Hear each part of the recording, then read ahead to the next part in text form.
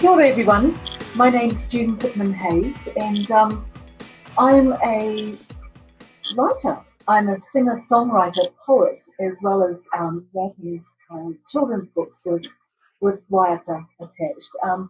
Thank you for inviting me to be part of your world and for allowing me to share a little bit of my writing journey with you. What an amazing time we're living in at the moment where our world is changing. Who would have thought that we would all be in a space where we could come together and share our passions through the online platforms that we have now. So, here we are in a world living with the threat of a virus, and yet we almost always must look for those positive things that enable us to connect with each other. So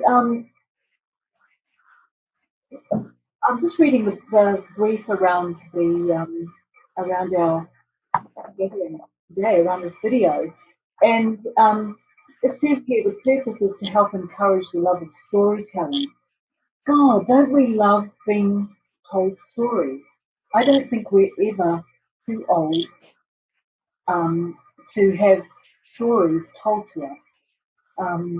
People's experiences, things we learn about the world and what makes it work and so forth, just really sparks up our imagination. And imagination is the big word for a storyteller, because in that bubble, I'm going to say bubble, of imagination, amazing things can happen.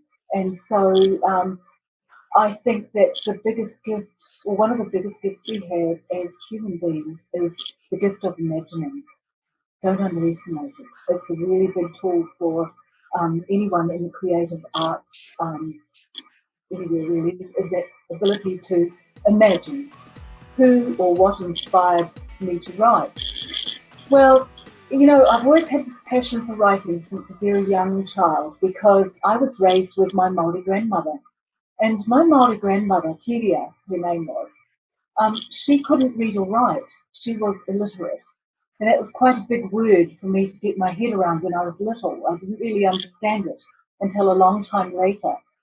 Because Nana was illiterate, we didn't have a lot of books in our household. So I did have an older sister, though, and she was like this library on legs for me. So she started school long before I did, and she would bring home little readers, little books to read.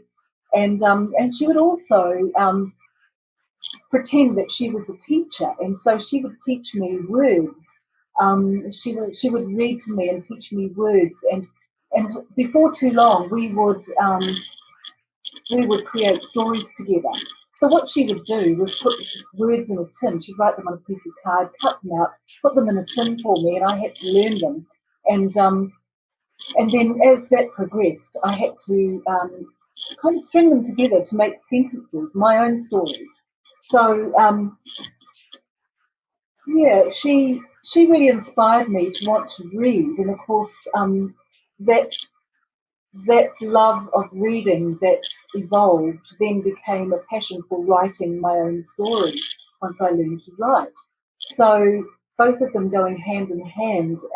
So she was that whole situation was my inspiration for wanting to write. The fact that my grandmother couldn't, that my sister was teaching me. And the bigger thing around that is that once I did learn to read and to write, I was able to share stories about everyday life with my grandmother. I could read to her from the newspaper. I could write little things for her and read to her. So there was a lot around my family that inspired me to write.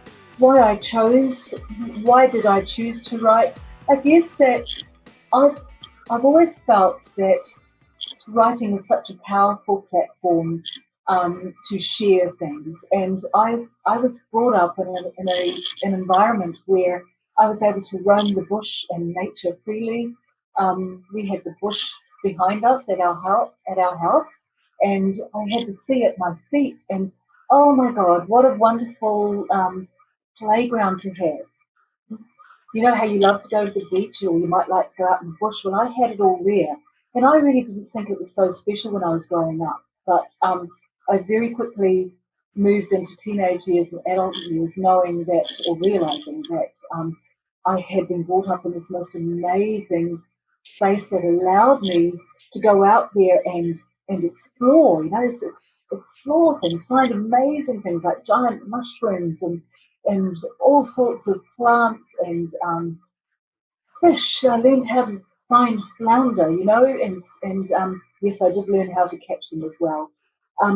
So I wanted to convey some of those ideas that formed when I was very young into story. I always wanted to write stories for on many levels, but I really wanted to write for children one day.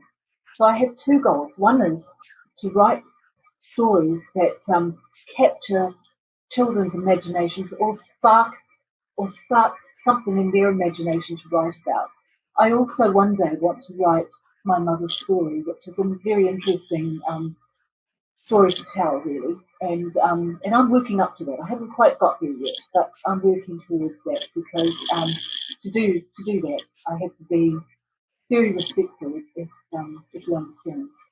My journey as a writer, as a published author, has only been in recent years. So up until that point, I've been honing my skills as a writer, really. I found the love of poetry through writing songs. I'm a singer-songwriter, but back in high school, or back in my school years, I always gravitated to where there was music. And also in my early school years, during English lessons, I discovered limerick, the form of poetry that rhymes. It's funny and it just really, really intrigued me. So the rhyming patterns of limerick, of course, goes hand in hand with writing lyrics for song. You know, we make lyrics for song very singable and rhymable, all those sorts of things. And so writing songs was something that I used to do in school, and especially when I got to high school and at lunch times, there were a group of us that used to gather in the bike sheds with our guitars, if we could play guitar, and our pens and paper, and we would write lyrics for songs. And then a little bit further down the track, I started exploring poetry for myself, but also exploring poetry for cards. You know, whenever anybody that was close to me had a celebration, I didn't want to buy cards that came from a shop because I felt that they were, even though some of the words were lovely, I felt that they weren't from the heart. And I want to write from the heart so I can really touch people.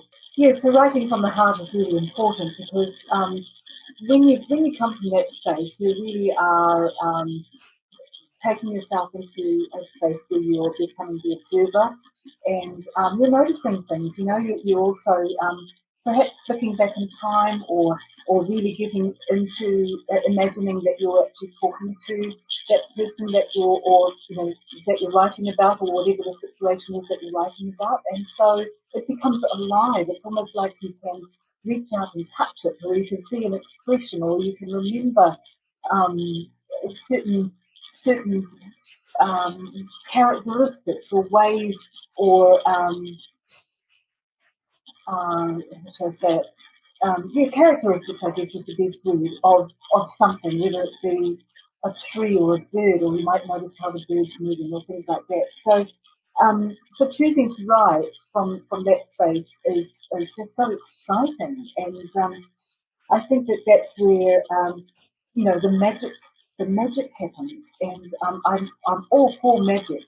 I think that when my children were very young, I used to read to them a lot because that was something that I didn't really have as a child, was being read to. But my children would often say to me, "Mum, can you stop reading and just make up one of your stories?" And so often we'd go down the woodland path and into the hole in the tree, and all of a sudden you're in this magical realm inside the trunk of the tree where all sorts of fun, cool stuff happen.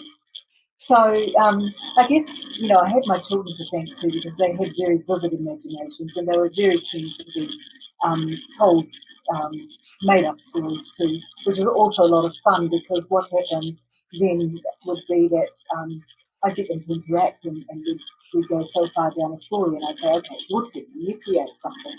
So really wonderful to spark up their imagination.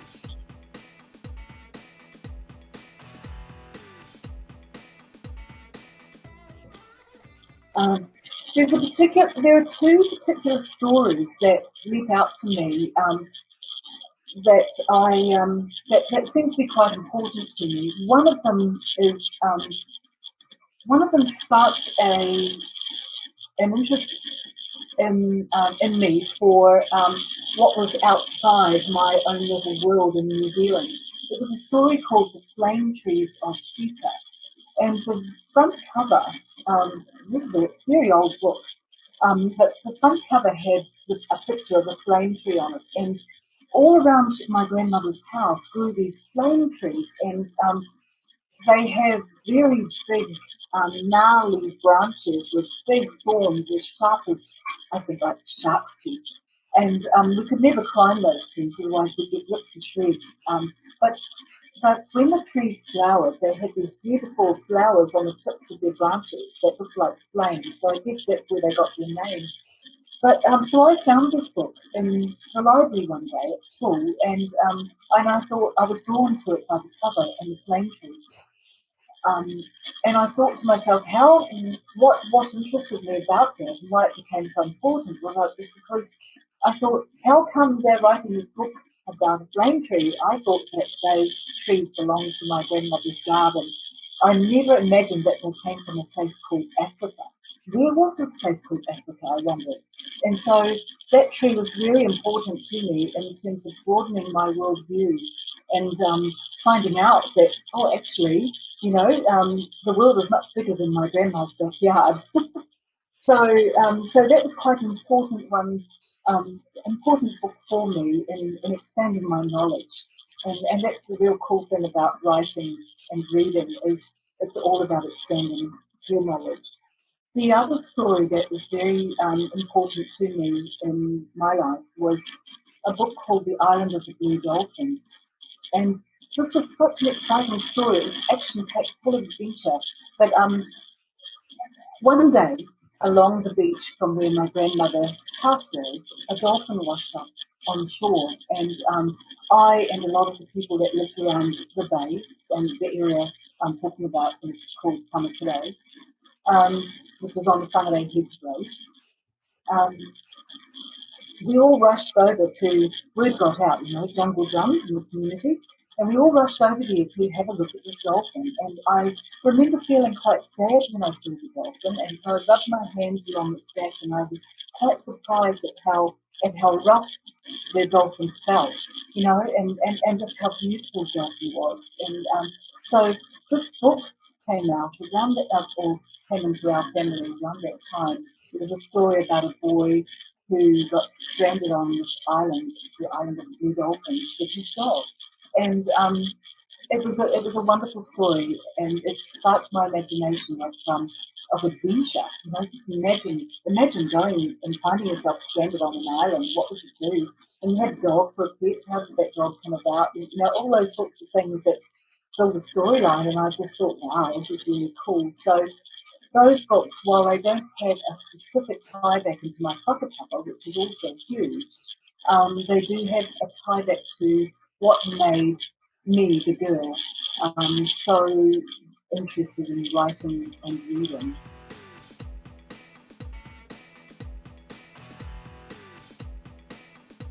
I think that for me, the challenges come from belief in myself largely.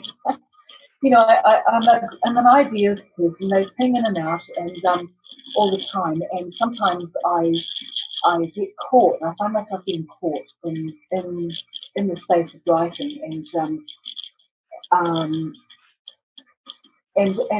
that's sort of I think that all creators are like this. We go so far, and then we find sometimes that there's a bit of a block whatever it is. Sometimes it's something completely outside, or it might be that you're just not in the flow anymore. But sometimes it can be very self-imposed and around, Jesus, can I do this? What ifs, the what ifs, and I think that those sorts of things are just something that I've learned to just back up the truck a little bit and just sit with an idea of a story and get as far as I can. And then when I feel that I'm back in myself more, I go for it again. And then I tell you what, that's when the magic happens, because what happens in that space when the ideas are there and you're back on track is that time ceases to exist. And I love that, because you can lose a whole day just doing what you love. And that's a really important message actually, is to focus on doing the things you love in life. And then work doesn't feel like work anymore, it feels like joy. And that's really important too. And I think that once you find yourself in that space, and the voices in your head aren't going, oh, for goodness sake, you're not on the right idea here, or they won't like that. Put them aside. It's hard to do sometimes. I'm sure there are other writers out there that would agree with me. But once we're back in the flow, and those ideas start coming, and you start getting challenged yourself by coming up with that idea is really cool, but is there a cooler one? Then it becomes a really exciting, different focus of challenge, if you like. Challenges are good because it makes you really start to broaden out your imagination. It's it's kind of like that. And I think that along the journey is always that little challenge. And with writing the types of stories that I'm writing, and particularly writing songs, I'm also, the other challenges for me is about making something rhymable and singable, because sometimes it's really difficult if you depending on what the sentence structure is. If you're writing a song, for example, and my books are books with music, so the rhyming part of that has got to happen. It's It's really important that the rhyming flows. In other words, sometimes your mouth can't sing the words that are in order. So, I have to go through this process of making sure that the rhyme and the flow actually works with how your mouth works when you're singing. So that's a big challenge for me sometimes. When did I first begin to write? The truth is, as a professional writer now, I could say that my journey began seriously when I wrote a little song called Tāwhirimātea, a song for Matariki. But my writing journey came about long before then, of course. When I think back, I've always been writing something. Short stories, not for any other reason, but just because I wanted to. Short stories. Journaling became a big part of my life in 2010, and part of that journey was because I had a tragedy in my family, and I needed to write it out. I needed to write what how that felt for me to sort of enable that to me to express myself that way. So I started writing journals, and I had always written journals about the various different travels that I'd gone on, things like that. But this seemed to be a catalyst to keep wanting to write. And so what I recognised about that is that once I'd moved past that biggest reason for writing, I just wanted to write. And it might not have been every day. For a long time it was every day. That was probably for a good part of 5 years, every day solidly. But then over time things changed, and so my journal writing became perhaps not every day, or if it was every day, perhaps a little bit less every day. But that was a really big part of my beginning to write. And then, of course, one day I came up with this little story which took form of a song called Tāwhirimātea, a song for Matariki, and this is my little book here. And I'm very proud of how this book came about, because literally I was looking for waiata to teach children at a Montessori school. Now, most of these children were autistic or ADHD, as we call them today, very gifted children. And I was doing some research around suitable waiata to take for them to sing. And then this particular day in June 2015, I think it was, it was a very wintry day in June, and I was living in this really cute magical cottage with an earth roof with grasses growing on the roof. And that day, the winds were howling around the house, the trees were bending over almost like they could touch the ground, and the leaves were blowing everywhere. I think they blew all the way from where the house was in Silverdale, all the way to Orewa and out to sea. A line went through my mind right then, and the seed of an idea and I thought about the weather gods in Māori terms, in Māori worldview. Tāwhirimātea, God of the weather. Blow, wind, blow. Ra, warm us up with your sunshine glow. So, in that moment, it was freezing cold, and then all I wanted was to be warm. I had the fire going, and it was a really gloomy day, and I wished that the sun would come out. And so I thought about Ra being the sun, and the rhyming of blow and blow with Ra, warm us up with your sunshine glow. So that was the very beginning of an idea for a song. And honestly, I had written that whole song at that stage in 30 minutes. It was like a little gift from the heavens. So you never know how long or how short the journey of creation is going to be. And it was just such a magical thing.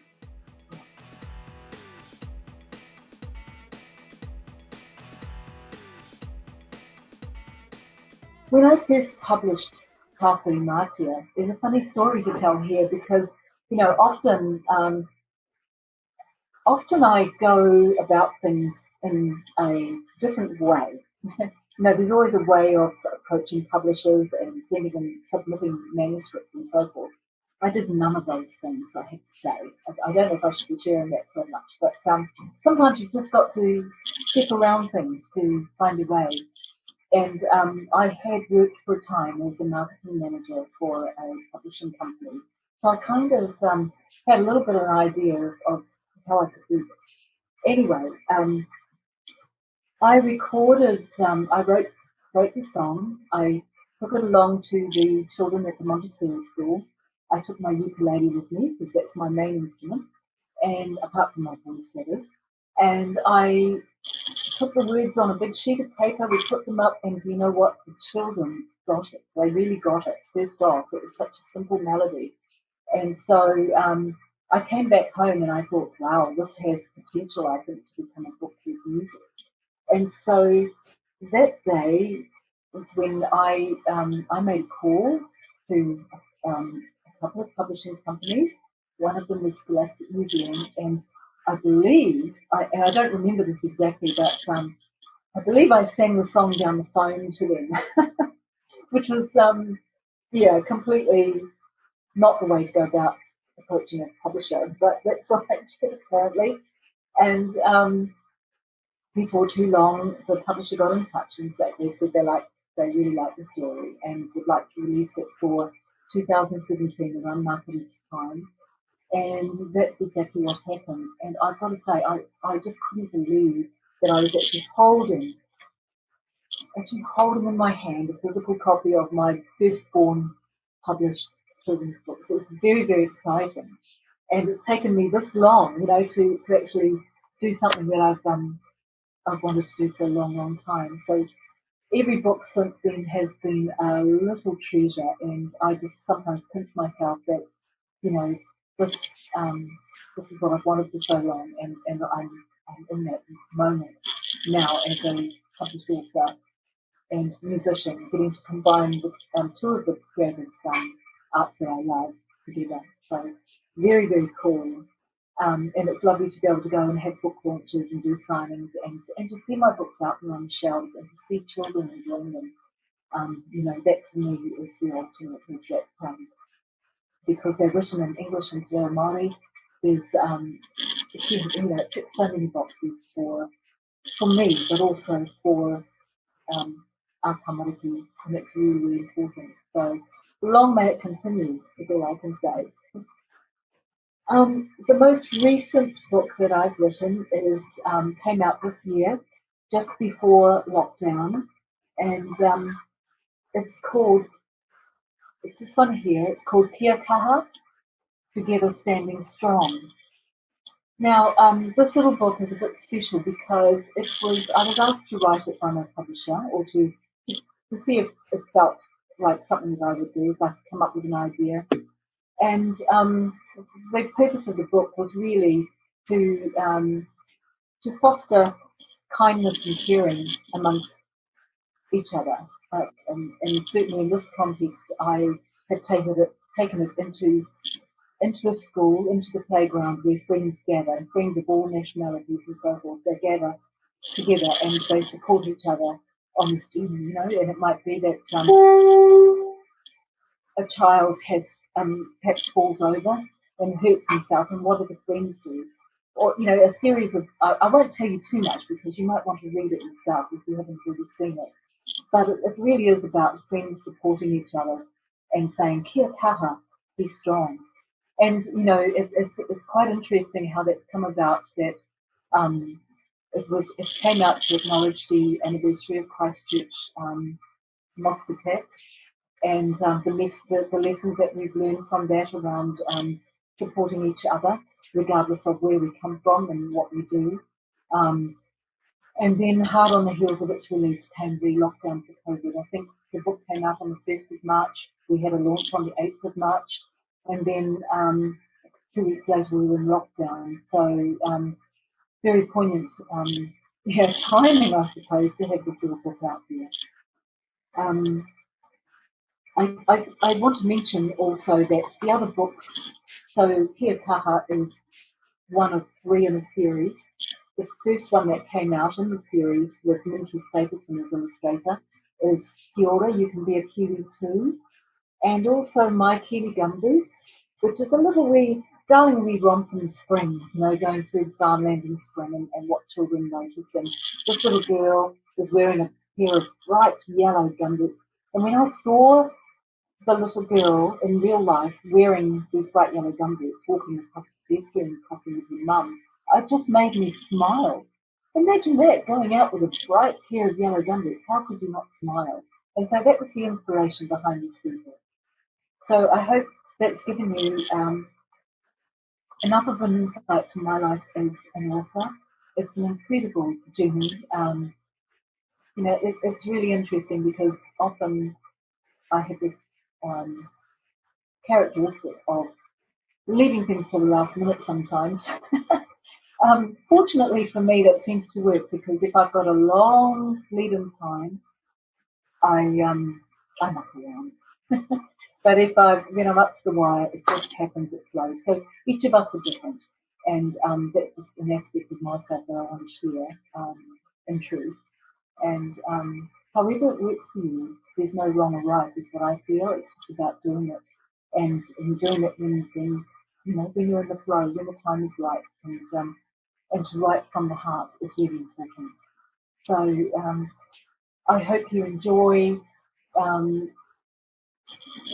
listening to this video, and I think it's just amazing to be able to be part of it. And I look forward to perhaps visiting you wherever you are in real life one day. Thank you very much.